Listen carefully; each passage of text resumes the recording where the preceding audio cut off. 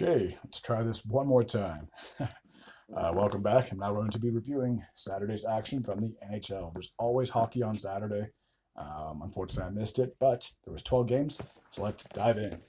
As we had an original six matchup as the Toronto Maple Leafs played host to the Montreal Canadiens.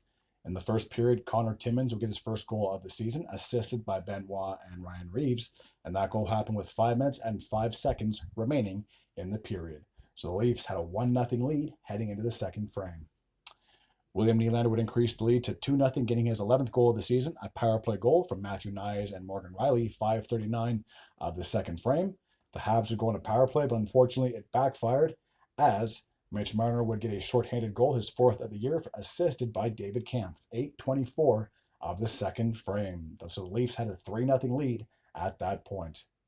Now, luckily, the Habs would get a power play goal on that chance, but it's obviously unfortunate they gave up a shorthanded goal as Brendan Gallagher, who was having a really good year, to say the least, with his seventh goal of the season, assisted by Heineman and Lane Hudson, 9:26 of the second frame, cutting the lead to 3-1.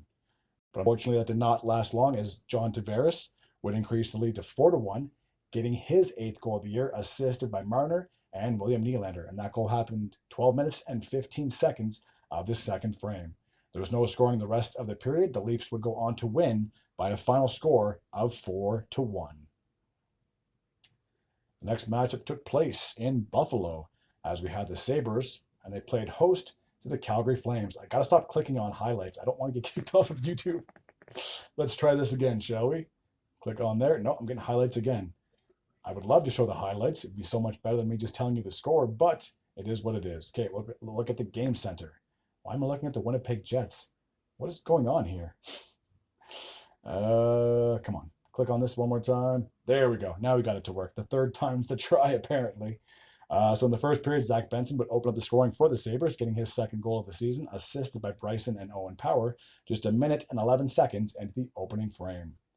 Tage Thompson would increase the lead to 2-0, getting a power play goal. For Thompson, that'd be his 10th goal of the season, assisted by Dahlin and Peterka, 13:37 of the opening frame. The Sabres had a 2-0 lead heading into the second frame. Matt Coronado would get the only goal of the second frame, getting his fifth of the year, cutting the lead to 2-1, assisted by Weegar and Coleman, and that goal happened with 2 minutes and 16 seconds to go. So the Sabres had a 2-1 lead heading into the third period. The captain, Michael Backman, would tie the game up at 2, getting his third goal of the year from Huberdeau and Kuzmenko, and that goal happened with 4 minutes and 18 seconds to go. Overtime wouldn't solve anything. We'd have to go to a shootout where J.J. Peterka would get the game-winning goal for the Buffalo Sabres. They would win by a final score of 3-2 in a shootout. Now we're off to the Central Division as the Winnipeg Jets played host to the Dallas Stars. And hopefully I'm not going to get kicked off for accidentally showing a small little highlight. So let me click on the game center and try this again. No, I'm on to Florida and Philly. Why am I having such problems with this now? Before I could click on it and it would show me who scored. Now, for some reason, it's not working. Let's try this again, shall we? Click. Nope, still showing highlights. I apologize, YouTube, if you get a notification that I'm showing highlights. I'm not trying to. I'm literally just trying to show you who scored, and it's playing the game for some reason. So let me try Game Center one more time. But is it going to give me the Philadelphia game again? It is. Why is it giving me that game? I don't understand. I click on Game Center here. Here we go. There. Finally. Yeah, I was supposed to click on the button above it, not below it. That's my bad. Okay, the Winnipeg Jets played host to the Dallas Stars. In the first period, Alex Iafallo would get his second goal of the year, a power play goal, assisted by Namestnikov and Cole Perfetti, 7:28 of the opening frame. Rasmus Kupari would increase the lead to 2-0, getting his second goal of the year, assisted by Iafallo. So the Jets had a 2-0 lead heading into the second period. Vladislav Namestnikov would increase the lead to 3-0, getting his fourth goal of the year, assisted by Perfetti and Neil Pionk, just over 3 minutes into the second period. Nick Ehlers would increase the lead to 4-0, getting his ninth goal of the year, assist by Scheifele and Velarde, 7:14 of the second period. So the Jets had a huge 4-0 lead heading into the third. Just a lone goal to report in the third. Dallas would finally score with a minute and 22 seconds to go in the game. courtesy of Rupe Hintz, assisted by Harley and Dadonov. So the Jets are still red hot, having an amazing start to their season. Okay, so let me try this now. If I have the game center for Philly and the Panthers, it'll show me the game between the Philadelphia Flyers and the Florida Panthers. There we go. Took me a little bit to figure this out, but I got it. So Joel Farabee would kick things off in the first for the Flyers, getting his third goal of the year, assisted by Lawton and Brink. 4:57 of the opening frames. The Flyers had a 1-0 lead heading into the second period. Nate Schmidt would get his second goal of the year, assisted by Rodriguez and Barkov. 5:32 of the second frame, tying the game up at 1. Just over 8 minutes into that second frame, Dmitry Kulikov would give the Panthers their first lead of the game, his second of the season from Rodriguez and Reinhart. Anthony Richard would get his first goal of the season. I'm not sure if it was his first NHL goal. If it was, congratulations. And if it wasn't, either way to go. Assisted by Konechny and Ristolainen with exactly 7 minutes to go on the clock. We were tied up at 2. There we go. Sam Bennett would give the Panthers a 3-2 lead with just over 5 minutes to go. For Bennett, that'd be his 9th goal of the year, assisted by Verhaeghe and Mikkola. So the Panthers had a 3-2 lead heading into the third. Garnet Hathaway would tie the game up in the third, getting his second goal of the year from Lawton and Sealer.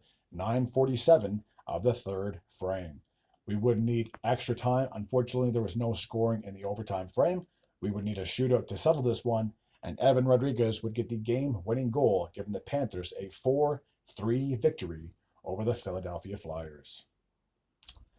Alrighty, an intriguing matchup in Boston as the Bruins played host to the Ottawa Senators. The reason it was intriguing was because obviously in the offseason, Allmark got traded to Ottawa for Korpisalo, but unfortunately Korpisalo did not start. It was Jeremy Swayman who got the start for Boston and Linus Allmark who got the start for Ottawa. Obviously two very good friends, played with Boston for 3 seasons, and it was definitely odd to see one of them get traded in the offseason, but unfortunately business is business. So in the first period, just the 1 goal to report. Josh Norris would open up the scoring for the Sens, getting his 5th goal of the season from Tkachuk and Batherson with just 8 seconds to go and a power play goal as well. Pavel Zacha would tie the game up in the second, getting his 3rd goal of the year from Pasternak and Zadorov. 4:51 of the middle frame. Brad Marchand would score just 15 seconds after that, giving the Bruins their first lead of the night, his 5th of the season from Brazeau and Lindholm. Michael Amadio would tie the game up with just under 3 minutes to go, getting his first goal as an Ottawa Senator, assisted by Gregor and Shabbat. There was no scoring in the third. We would need overtime to settle this one, and just 21 seconds into the extra frame, Brady Tkachuk would get the lone goal, obviously. The game winner, just 21 seconds in overtime for Tkachuk. That'd be his 8th goal of the season, unassisted. So the Sens would come away with a 3-2 victory in overtime. All right, the New York Rangers were in Detroit, an Original Six matchup.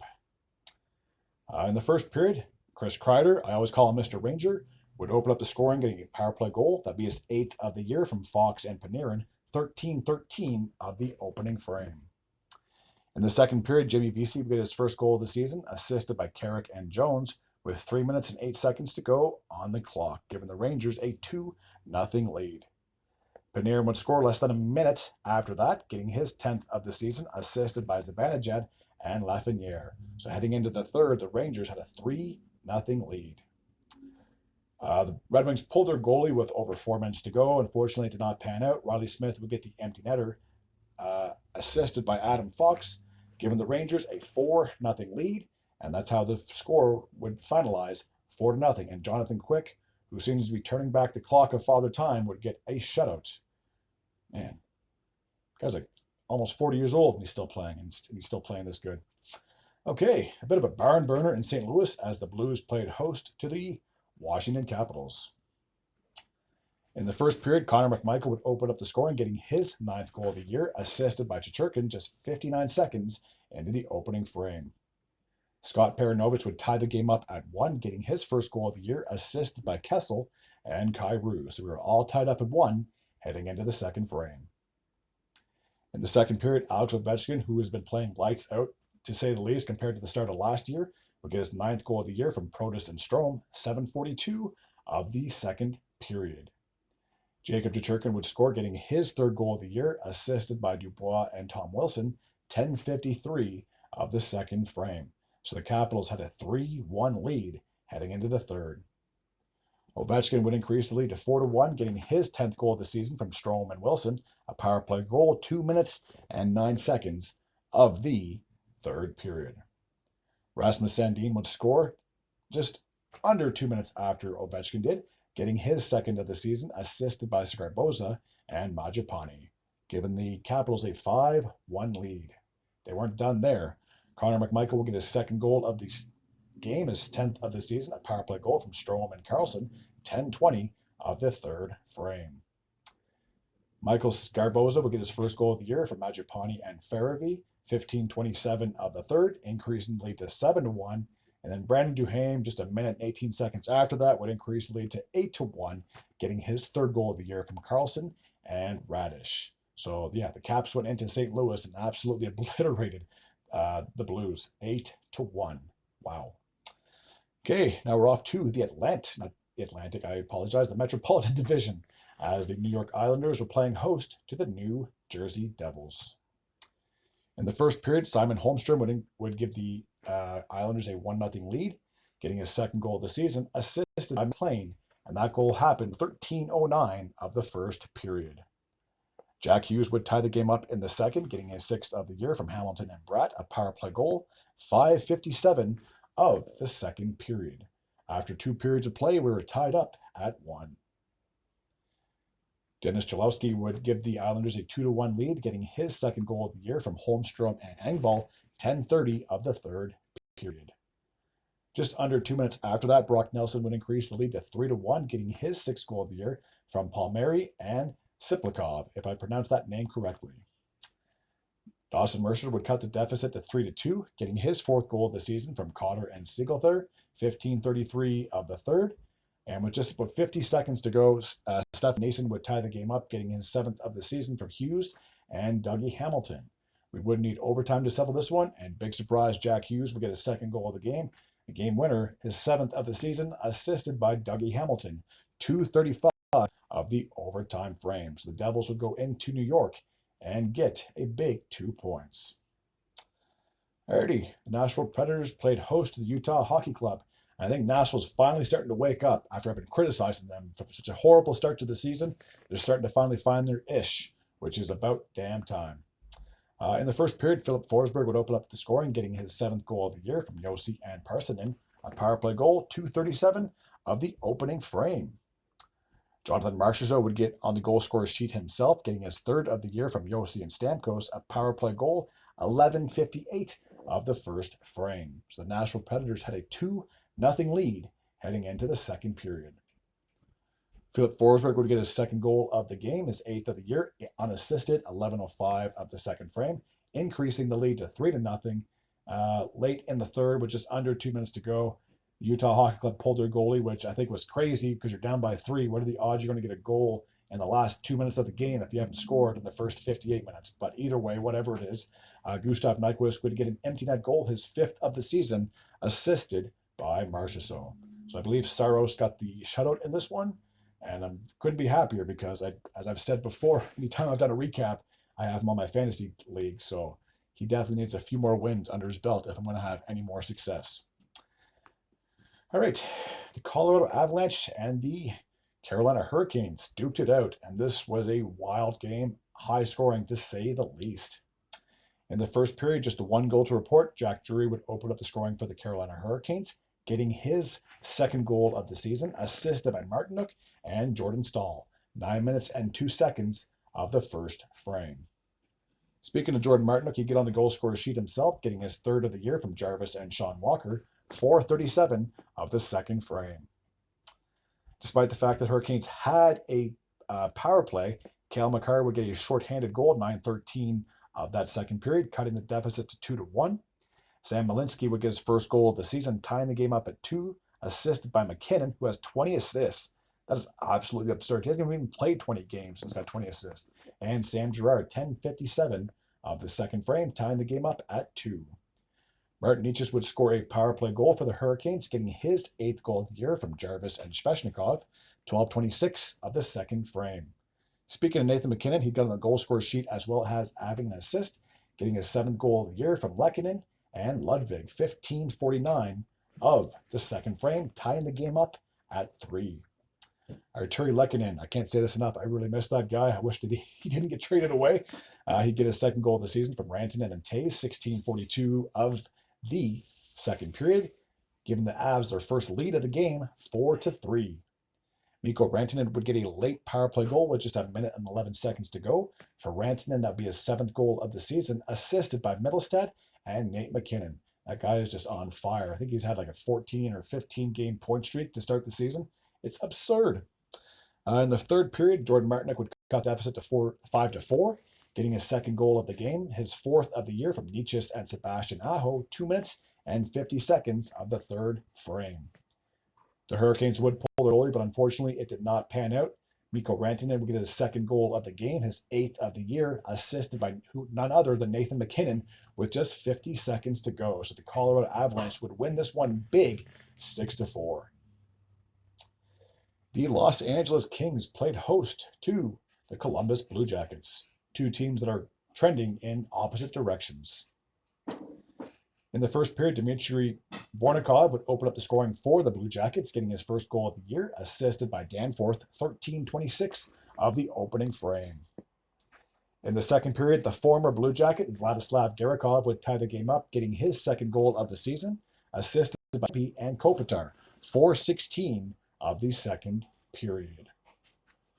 Warren Foegele, who is having a crazy start to this season, would get his 6th goal of the year from Thomas and Hellenius, 6:12 of the second frame. So less than 2 minutes after Garakov scored, Foegele would give the Kings a 2-1 lead.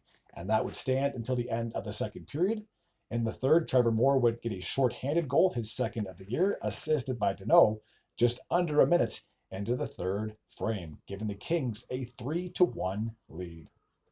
Ivan Provorov would get his 1st goal of the season, a power play goal, around that same time, assisted by Danforth and Fantilli, cutting the deficit to 3-2. Alex Lafreniere would increase the lead to 4-2, getting his 9th goal of the season from Edmondson and Warren Foegele. Late in the third, the Blue Jackets were on a power play. They would pull their goalie, and unfortunately it did not pan out. Brant Clark would get his 2nd goal of the season from Kopitar and Kempe. Not only was it a power play goal, but he had an empty net goal as well. So 31 seconds to go, and 5-2 would be the final score in favor of Los Angeles. And the last game from Saturday night took place in Vancouver as the Canucks played host to the Edmonton Oilers. In the first period, Leon Draisaitl would get his 10th goal of the season, assisted by Hyman and McDavid, 2:48 of the opening frame. Heading into the second, they had a very slim 1-0 lead. In the second frame, Corey Perry would increase the lead to 2-0. For Perry, that'd be his 3rd goal of the year from Janmark and Derek Ryan, 3 minutes and 30 seconds into the second frame. Victor Arvidsson would increase the lead to 3-0, getting his 2nd goal of the year from Draisaitl and Brett Kulak, 4:43 of the second, giving the Oilers a 3-0 lead. Elias Pettersson would score about 18 seconds after that, finally getting the Vancouver Canucks on the board, getting his 3rd goal of the year from Jake DeBrusk. Filip Hronek would get his 1st goal of the season, 7 minutes into the second period, assisted by Bluger and Danton Heinen. So the Oilers had a narrow 3-2 lead heading into the third period. In the third, Connor Brown would get his 2nd goal of the season. It's crazy that last year it took him almost until like February or March to get a goal, and he's already got 2 goals, and we're in November. So he's clearly having a better start to this season than he did all of last year. Assisted by Henrique and Janmark, 6 minutes and 10 seconds of the third period, increasing the lead to 4-2. Connor McDavid would get a power play goal, his 4th of the year from Hyman and Nugent Hopkins, 7:16 of the third period, increasing the lead to 5-2. Brett Kulak would get on the goal scorer's sheet himself, getting his 4th goal of the year, assisted by McDavid and Emberson. So the Oilers had a 6-2 lead at that point in the game. Speaking of Connor Brown, he scored the opening goal of the third. He would also get the last goal for the Oilers in the third, getting his 2nd goal of the game, assisted by Janmark, 11:05 of the third period. Pius Sutter would get a late power play goal for the Canucks, getting his 5th of the year from Pettersson and Quinn Hughes. But unfortunately, it was just with 54 seconds remaining in the game, they weren't mounting a comeback. So 7-3 would be the final score in favor of Edmonton. Okay, let's take a look at the standings as of Saturday, or I guess technically Sunday morning. So starting in the Eastern Conference, big surprise here, the Florida Panthers are still atop of the Atlantic Division. They have a record of 11-3-1. They have 23 points so far. Oops, I scrolled too far. There we go. The Toronto Maple Leafs are in second place. They have a record of 9-5-2. They have 20 points. And the Boston Bruins are back in the top 3 of the division. They are 7-7-2. They have 16 points. In the Metropolitan Division, the Devils are back on top of their respective one. They are 10-5-2. They have 22 points. The Carolina Hurricanes are 10-3-0. They have 20 points. And the Washington Capitals are 10-4-0. They also have 20 points. I got to say, out of all those teams, I'm definitely surprised that the Capitals are in the thick of things in the Metropolitan Division. And the two teams in the wild card are the New York Rangers. They are 9-3-1. They have 19 points. They're technically only a point behind the Capitals and the Hurricanes. So there's really no panic in New York. And as for the Tampa Bay Lightning, they are 7-6-1. They have 15 points. Again, they're only a point behind Boston. So there's still plenty of hockey to be played for the rest of the season. And as for the Eastern Conference, the rest of the standings looks like this. The Buffalo Sabres are 7-7-1. They have 15 points. They are basically tied with Tampa with points, so they're right there. The New York Islanders are 6-6-3. They have 15 points.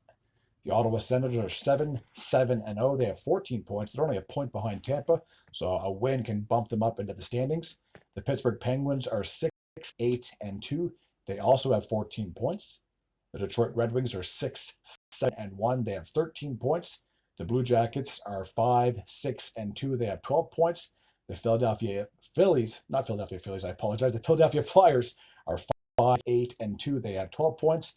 And my beloved Montreal Canadiens are sitting at the bottom of the standings. Look at that. 4-9-2. They have 10 points. Alrighty, off to the Western Conference. Starting in the Central Division, no surprise here, as the Winnipeg Jets are just unreal this year. It seems like they're absolutely unbeatable. They are 14-1. Who would have guessed after 15 games they'd only have one loss? That is just absurd. 28 points in the Central Division.